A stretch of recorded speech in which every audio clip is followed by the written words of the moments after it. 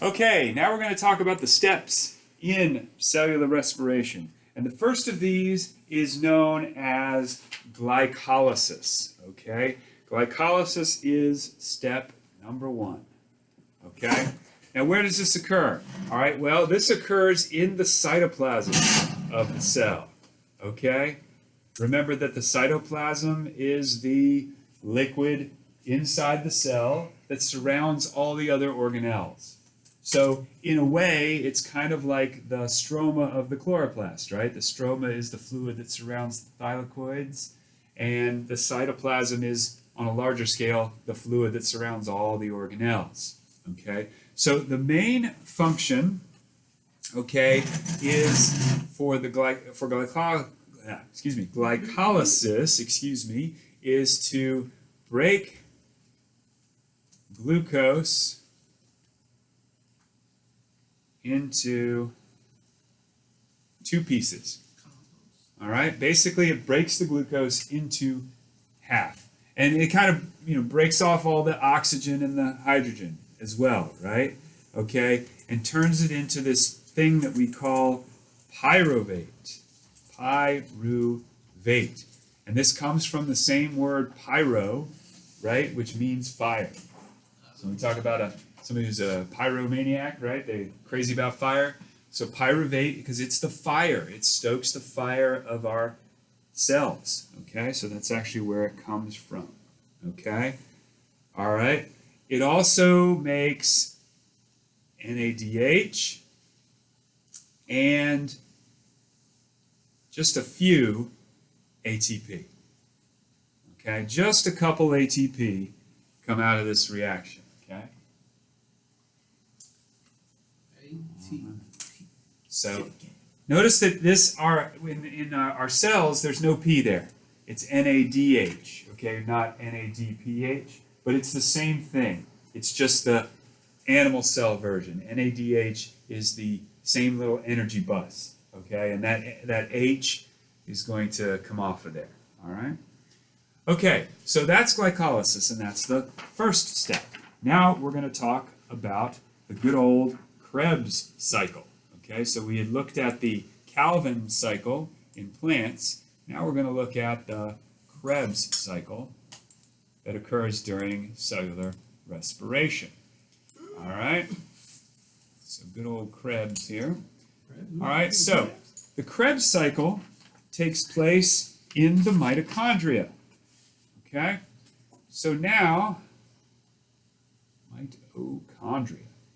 We have actually had the pyruvate, okay, basically moves into the mitochondria, okay? So if you recall, the mitochondria looks kind of like an oval, and then inside of that is this membrane that looks just like this, all right? Okay, and you'll notice the membrane is folded really just a lot. Okay, oh, darn it, stupid erase button. Rewind, okay. I got to do it faster now. Faster, faster, Mr. Wiley, because your videos get bigger.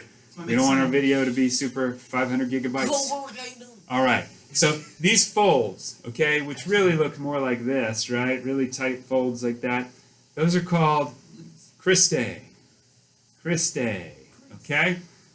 And the cristae the whole membrane is folded. And the reason for this is because it increases the surface area, right? If I were to unfold this into a single long membrane, it'd be like 3 or 4 or 5 times longer than what's inside of here. So it allows the mitochondria to fit a whole lot of membrane into a tiny space, okay? This makes it more efficient at producing energy because the membrane, the amount of membrane you have inside the mitochondria is directly related to the amount of energy that mitochondria can produce, okay? And then there's this space in the middle here.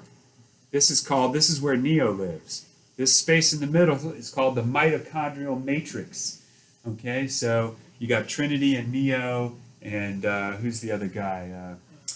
What's his name? Marcus, is he one of them? Or who's the guy that, first introduces Neo to the matrix? Oh, yeah, Marcus. Yeah, Marcus. Marcus? Okay. Anyways, they're all living in here. They're all flying in their little ship in here, fighting the little robots and everything. Anyway, so inside that mitochondrial matrix, all right, so the basic function of this cycle, the Krebs cycle, is to make energy carriers, okay?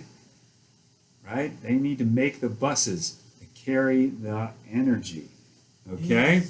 All right, so what substance goes into the Krebs cycle? The pyruvate from the previous step. So the pyruvate goes in, and what comes out? We got energy carriers. And ATP. And a little bit of ATP.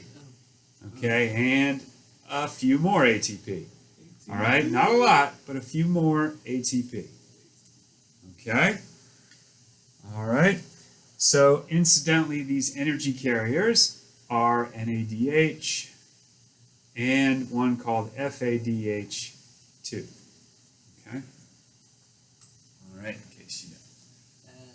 Actually, the 2 goes down here. It's not a 2 right beside it, it's a subscript because there's 2 hydrogens. Okay? All right.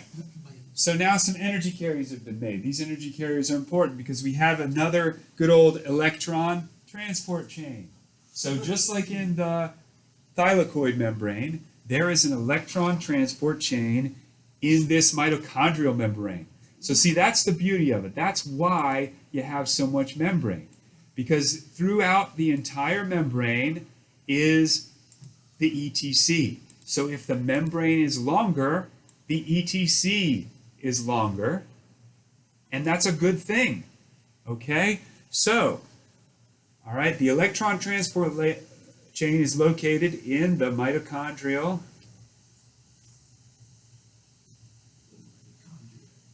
membrane, okay? All right, and, okay, what happens is, all right, the energy carriers power the hydrogen ion pump. There are a bunch of these pumps in the membrane, okay? All right. So, to make ATP, okay? That's the main function.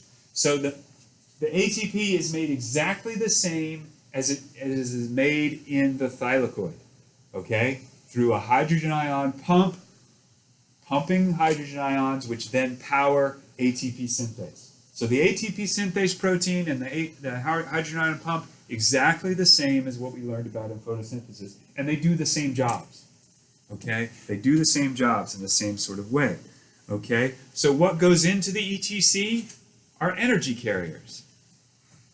They bring the energy along and power the pumps. Since we can't excite electrons with solar energy, we have to have energy carriers, okay? So again, these were the NADH and the FADH2, okay? Don't have to worry about what those stand for, just, okay? And what's produced? Okay, tons of ATP. ATP, baby. Oh, and water, and H2O. All right, ATP, baby. ATP, baby, and H2O, okay? Pretty much almost all of your ATP that you generate happens in this electron transport chain. Okay? All right. Thus concludes today's lesson. Hope you've enjoyed it. Don't forget to like and subscribe and tap the bell icon to get notifications. Always wear a seatbelt. Aloha, Cole. And always wear a seatbelt. Oh, and always wear a seatbelt, says Zane.